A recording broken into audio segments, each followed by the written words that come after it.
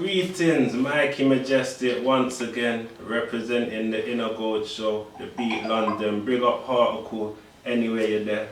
And you know what, I'm not gonna lie, it's a special moment right now. I'm in special company. I'm in the presence of an Empress who is so divine. I'm here with Empress Jah9. Greetings and blessings, Empress. Blessed love, give thanks. So, you're here in the UK now for the third time as part of your European tour. So how's the tour been going so far? Positive so far. You know, it's always positive. It's always more learning, more growing when you come on the road. But I am very, very grateful to have the opportunity, you know, as a woman doing reggae music, to bring my band on the road and tour Europe and America and the UK and Africa, you know. Yeah, so no complaints. Well, talking of being an Empress, very recently you performed at the Dubwise Festival. Big up Young Warrior each and every time, but you performed on an all-female lineup alongside our sister Scarlett Selassie. So what was that experience like? Positive, you know. Female selectors, and then another female artist, another female Rastafari roots artist, so that's always a good vibe. That's always positive. And the crowd that will come out, you know, the audience that will support an event like that, they come to be filled, so you don't have to fight with them. They know the music, they want that kind of vibration, so it was very positive, a good sharing. Rough because of, you know, Notting Hill Carnival and the traffic and people getting there and all of that and work in the morning, but they came out. Those who should have been there were there, and the vibe was very, very positive. That's nice. And also, you also performed at the Shambhala Festival. So that's like, I did a little bit of research. It's at a secret country estate in Northamptonshire. All kind of things were going on at the same time. So what was that experience like? That was very interesting, you know.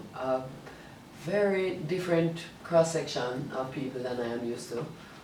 But very, very airy too, because, you know, as much as we think we're different from people, sometimes we find that in the essence we're very similar. You know, they try to have a plastic-free festival. They try to be very environmentally conscious, you know. I hear they didn't really do a lot of sponsorship, not a lot of commercial advertising and so on. A lot of vegan food and, you know, so I found it to be very good as well. And I'm finding more and more that there are a lot of women who are at the core of the putting together of these festivals. And my set is kind of tailored to give the daughter them strength. So they were also very appreciative of the vibe. So that was also really airy too. Sounds very positive. Now, one thing we've noticed from you coming last time compared to this time is you now have your own band, Dub Treatment. So first and foremostly, for those that don't know, how did the band come together? The Dub Treatment is the concept of how I want to present my music. And so throughout the years, I have traveled with different musicians, a pool of musicians. Always consistently is my musical director, Sheldon Atiba Bernard, or most of the time at least he's there. And this round, you know, we had younger musicians, but the concept of it is always to present a live version, but a dub version of the music you are used to, because it's not a full set band, it's not full horn section and, you know, strings and percussion and everything. We may have, you know, guest musicians coming in, like we had Brett de Bova from Belgium playing percussion for a few of the sets, and on saxophone, Stepper from, you know, original saxophonist from France too. And yeah, it's always a collection of musicians coming together, but the core of it is drum and bass, keys, and guitar more recently. I mean, it used to be drum and bass and keys alone. So really just the essence of dub, using gadgets. I like gadgets, so we have like the vocal processor, we have like pedals for the dub effects for the guitar, dub effects for the keys, as well as even the engineer will have his own dub effects sometimes. So we want to create that which I love from instrumental dub. I try to recreate as much as possible in the live setting. So you was definitely at the right place then, meeting ones like Shaka and that at the Dubwise Festival. What was that moment like, meeting Shaka? Well, I met him after the performance. So he came up to me and he was, in the height of it and very, very humble and very appreciative of the show. And I was so appreciative of getting to meet him as well. It was a real honor. He has been one of the great inspirations for I through this journey, Ones like himself, my professor, scientists like them, and that is the kind of music that really inspired me to even start experimenting with music as a way to communicate my words on. So that was a real honor. I wanted to meet him the last time I was here. I didn't get to cross paths, but I'm glad that I got to support his son, and get to meet him finally. Yeah, man, big up Young Warrior, big up Just Shaka, anyway you're there. But the main thing we're here to talk about is the album, okay? 9 is released on the 9th of September, but before we even get into that in more detail, one thing I have to mention as well is the 9mm Volume 2 pre-album Groundings. Very powerful. I told you off camera how it even influenced the eye and has led me on to further research. So what does 9mm 2 do to prepare the listener for the album that's going to follow? Okay, so if you remember, for the die-hard Jah9 fans, they remember 9mm Volume 1, which came out before the New Name album. And what I wanted to do with that is the same thing I want to do with this, and is what I hope to continue to do, where as I am growing in my journey and learning more, and I want to share more, and I can't put everything into the album, because an album has to be a specific theme and presented in a particular way, and it's all musical. And this gives me the opportunity to kind of give ones an eye into my mind, into what I'm reading, how I'm feeling, some of the things that have inspired me, and some of the music that has inspired me, some of the so you have a lot of productions on it from Mad Professor. So all of the books that I've quoted are on Mad Professor tracks. And then I feature Tracy Chapman, Nina Simone, and Sizzla Kalonji, 3 great inspirations for me over the years. And some remixes of some tracks that people will be more familiar with. And some little snippets of some songs that they might hear on the radio, and a little bit of what's to come on the album. So it's really a preparation, and as it says, it's a grounding. So it's an opportunity to reason. It's one of them things where you listen to it and it puts you in a vibe. It's not something you're going to play in the club. It's what you sit with when you have personal time, because contemplation and introspection is so crucial right now. I mean, like I said, it's a very powerful body of work, and also when you did tunes like Misunderstood, I've heard a million versions of that, and you was able, first of all on the rhythm, but also lyrically to kind of make it your own. So I have to big you up on that. But the main thing is really the album. So the album comes out, it's called 9. It comes out on the 9th day of the 9th month in the year of the 9th. So I've done my research and I feel like I've got a basic understanding of what the concept is, but could you break down the concept of 9 for our listeners? I mean, at the most basic level, I would say it's self-titled, because I am 9. 9 is in my name ever since I know myself. And 9 as a number is so significant in mathematics, in sacred geometry, in nature. It looks like the spiral, so it represents that spiral. It is the highest number. So that means it is a number of completion. This is a year of completion. And it is a year of completion for me too, because I am finally able to present now my album. The last record was my music as well, and I had a lot of influence in the production and so on, but it wasn't my album. This one is mine. This one is all me. So, I feel really special about that. I do work with some other producers on the record, co-producing some of the tracks, but I put it together, I put the finishing touches, I have taken full responsibility for the sound, the message, and how this is going forward. 9 as a number, I mean, we know what it is. I don't have to tell, and I don't like to teach and preach to people, I like when I give people a little inspiration and them go and figure out, why is this number so significant? you know. 9, after 9 comes 0. A thing have to begin again. A thing have to be born again from source, which is 0. And what is 0? 0 represent 9 as well as the feminine. 360 degrees. 3 plus 6 is 9. Dissect that, 180. 8 plus 1, 9. Dissect that, 45 degrees. 4 plus 5, 9. Why? You know, this is something for the ones them to now go and consider. You know, we don't want to spell everything out for the ones. We need information age. So we want people to go and search for some things. Come off of Instagram a little bit and just go and do some research and see what is the significance of number. How does it tie into nature? How does it affect me as an individual? You know, in the whole tree of life, the spheres of the spirit, the chemetic tree of life. What is 9? What does it represent? You know, the relationship between 6 and 9. You know, the relationship between 3 and 6 and 9. Nikola Tesla said that if we understood 3, 6 and 9, we'd understand the universe. Yeah? And in my own personal research, I have seen this unfolding, and it would take way more time than we have in this interview to really talk about the significance of these things. But I just wanted to share a little bit of my own mind. And calling an album 9, as much as this is such a short title for an album, it speaks so much, you know? So that's because I've done my research, and it's led me to a lot of different reasonings that again would take up a lot of time to go through. But one thing you said, I mean, the last album, in the creative process, you had ones like Rory and Berries that were around town at the time helping you through the process. This time you say, you know, I even see that you're on some of the production and you've got new producers involved. So how has the process changed from that album to this album? Well, Berries was the first album I did, yeah, produced by Atiba, Sheldon Atiba Bernard. That album hasn't even touched the road yet. That no one has heard that record yet. I stopped that album. I finished it, have it on my hard drive, and before I went into post-production, I started work on the album with Rory. And that was able to move a lot faster.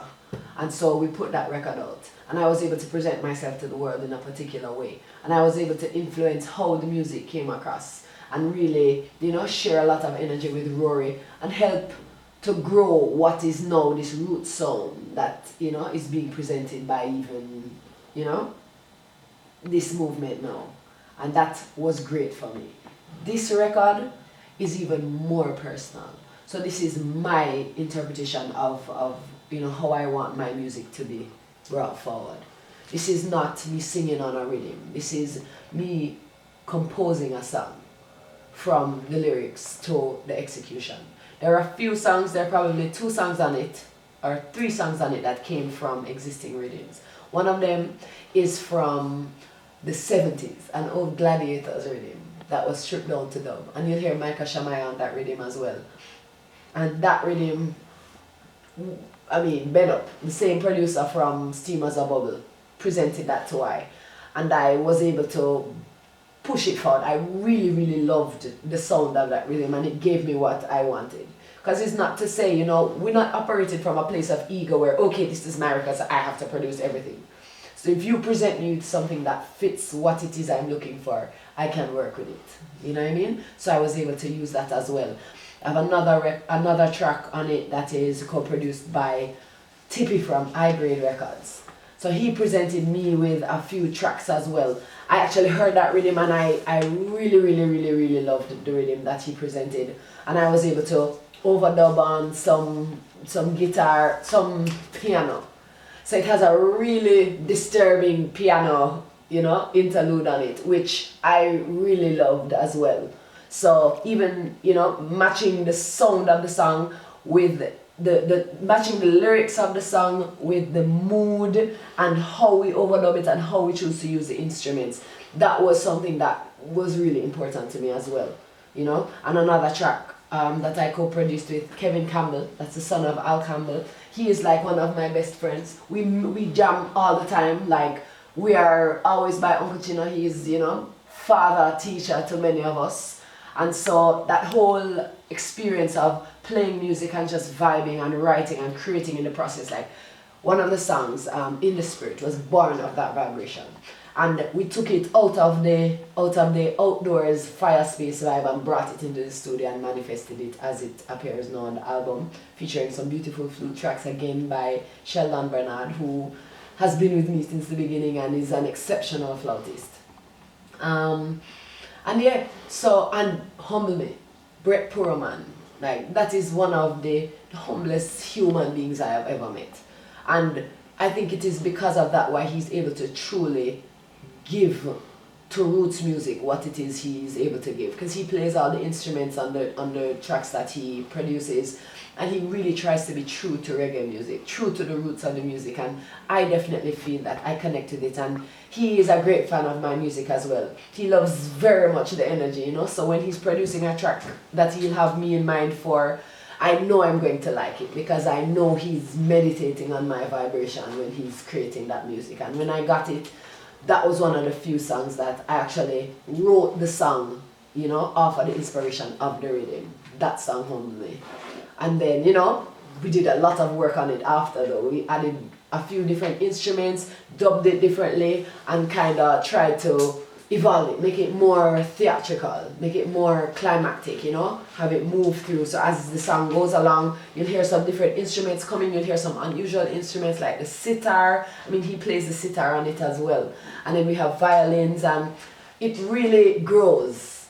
And that's what I wanted to do. I didn't want to tie myself to, okay, this is what your genre is supposed to be. I really wanted to just let the inspiration of the messages guide me. And roots is in my system, so I know that whatever I produce, this will be roots to I. So we'll see what the world thinks of it. But yeah, this has been a process. Yes, what a powerful process it is. Now, you mentioned one track that features Vaughan Benjamin, aka Midnight, aka Akabeka, the track Spiritual Woman. And last time we spoke in depth about the different things that influence the I, from the yoga to, you know, the reading, to the community work and all the different things you do. So I have to ask you, even on the mixtape, there's one track where you put basically a 300 odd page book basically into a song. So when I'm reading a book, your voice is coming into my mind and saying, Jah9 read that bit. So how have you managed to put all these different influences? You talked about the musical side. On the lyrical side, how do you manage to put all that energy into your music? I don't even know. I don't even think about it that way. You know, it's different when, imagine that you have a test. You can either cram for the test the night before, and then you can regurgitate it in the morning and forget it when you leave. Or you can have a habit of study. And I've had that habit of study, you know, of reading and kind of absorbing information that is important and interesting to I. And there are certain books that have been attracted to I. And I will just consume this information like volumes and volumes. I mean, I will spend days and hours just reading. And then other times I will go for a few years and not read anything new, you know. And so this information is constantly being assimilated. It's not just one book that I'm reading this book so I can write a song. It's just more knowledge being added to the mix, you know, the vortex, the soup. So that when it is that I am inspired by an event in the outside reality, many things might come to me and I might be able to bring something forward that has little bits of information that I've gathered over the years. For real. Now, also we mentioned away from music, yoga is a big thing you do, as well as the community work and other many different things. So with all those different things going on in your life, how did you manage to find a balance in between all of that to focus on the album, as well as touring as well? Well, if you notice, it's 3 years between the two albums. I've been pacing myself. I've been pacing myself my whole journey in this music industry. You know, I never had aspirations of being an artist. And so when it is I decided, all right, this is how I'm going to share, and this is what I'll use as a vehicle to achieve some of the things I want to get the exposure to the world and to different cultures and to different information and people, as well as to spread the message and to serve, you know, my people. Because that's really why I'm doing this, to serve. And so it's just finding a balance of making sure that I am serving myself as well, you know? And so not rushing and feeling pressure that, okay, you are expected to put out an album, you know, in this time. It's like, you put out some music and you need to feed yourself. So like now I am in a position to say, yeah, for the next 3 years, I'll probably put out 3 albums. Like I'm ready to, I have albums sitting down right now. Like I have been creating. And I didn't want to stop my creative process to produce. I wanted to let it all out. Just like how a time comes when you're not writing, you're not creating anything, you're just experiencing, you know? So we honor the cycles and we're following our natural timing rather than the expectations of the world. For real, so self-preservation is the key in this, really. So Humble Me, you mentioned it, it's on the mixtape, it's the first tune on the album. We've been supporting it for a while now on the radio. So with, 9 tracks in total on the album, what made you decide to choose Humble Me as the lead-off track? Humble Me is, I think, a very appropriate way to introduce myself, to reintroduce myself after these past 3 years.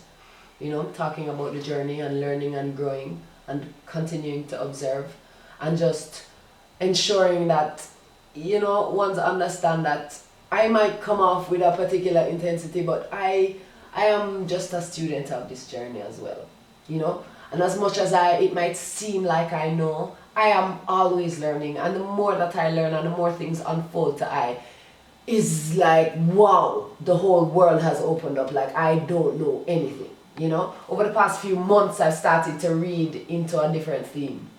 And it has just blown my mind. I'm looking around. I started reading on this particular theme in the past month or so while I've been on the road. And it has changed how I am looking at everywhere that I'm going to. I don't even want to get into where I am reading right now, but it's just how life affects you, And it's just the more that you learn is the more you realize there's no point in being dogmatic about anything. Just be open, and stay as empty as possible so that you are ready when new information comes. For real. Now, there's another track called In the Spirit where you say there be drumming and strumming and sipping and steaming. So that's made me feel like I'm in Africa right now. Exactly. It makes me feel like I'm there. But I also see that you're releasing the album in Africa, yes. Kenya, on the 9th, which is the world release date, but also in Kenya as well. Mm-hmm. So what made you decide to do that? Well, a lot of the times it's not even that you make the decision to do something, it's just you honor the process and how it is unfolding. And I wanted to be in Kenya at that time. I wanted to be in Kenya again this year, and I saw the opportunity arise, and I saw how, the timing of the album was going, and I realized that the two were going to come together, and I surrendered to that. I didn't resist it, and so it has manifested where an aspiration of mine to share with my people on the continent has manifested. For real. Now, to your previous work, you've teamed up with VP Records on this project here. So how have they benefited you in releasing this album? Well, VP has been very patient with me because I am very demanding of how it is I want particular things done, and they've really kind of given me the space and the freedom to do things the way I wanted to do them. And they're being really supportive. And so a lot of times you hear about, the label and and I think a lot of times what we suffer from as artists is we are not prepared for the opportunities that are available. And sometimes we don't have enough resources, whether it is even mental resources or it is financial resources, to do some of the things ourselves, or we don't have the right kind of team or support system. And so decision makers will make decisions because that's what they're there to do. But if you know what it is you want, then you make everyone's work a little easier. And I went in knowing what it is I needed from them, and I went in with a product. So I went to them as a producer rather than going to them and asking them to do something for me.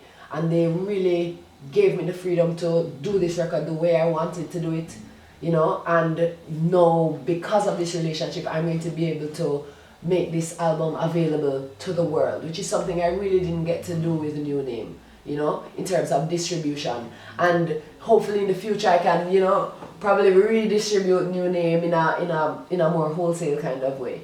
But that's definitely something I have to give thanks for, the opportunity to just get the music out there to more people. And I'll have it on the vinyl this time, which is something which is really, really important to I, you know? So we give thanks for the support. For real. And finally, we're gonna see you performing at One Love very soon this weekend. Saturday, yes. Yep, so there's enough ones there. You got Junior Reed, Big Youth, Kabaka, the Congos and Half Pipe, just to name a few. So how does it feel to be on that lineup here in England? I'm looking forward to that. You know, I met with the promoter, the original organizer of the festival, real humble virgin too, telling me about his roots and why did he wanted to do this. You know, we did an interview together where I was able to learn more about why did he chose to do this festival, learn about how really, really true to the culture of Jamaica he's trying to be with this festival. And I'm honored to be a part of anything where people are not just trying to, you know, pimp the reggae music to make a buck, but really trying to serve the people with the fullness of the culture and information and, you know, finding the real roots artists. Because this is a roots show. This is not like a reggae slash. This is roots and culture. So I'm really looking forward to that show. So we're gonna get the full dub treatment. We really look forward to that one. Yes, but from, you know, we're players of music here in England. We supply the people with sweet reggae music, and anywhere we go, you're one of the most requested, especially amongst the Empress. Then you've got a big fan base of Empress here in the UK. So do you have a final message for all your UK supporters? Well, I just want to remind my brothers and sisters to just keep their composure, to breathe deeply, to make sure that they are resuscitating their brains with oxygen and with life-giving prana, so that whatever decisions they are making it from that place of stillness. Because peace is the ultimate goal. Not wealth, not anything other than just peace. That is the real power that helps you to see clearly, that helps you to attract the things that you truly need. So before we get caught up in our head and our mental space, remember the mind is your enemy until you master it. So just go on, balance the body, help the mind balance itself by keeping still, staying empty, staying positive, and breathing deeply. Balance and breathe, that's the new one. So yeah, Empress, it's always a joy and an honour and a blessing. So we give thanks for you giving us your time once again, and we look forward to seeing you at One Love. Yes, I. Blessed. Bless them, love.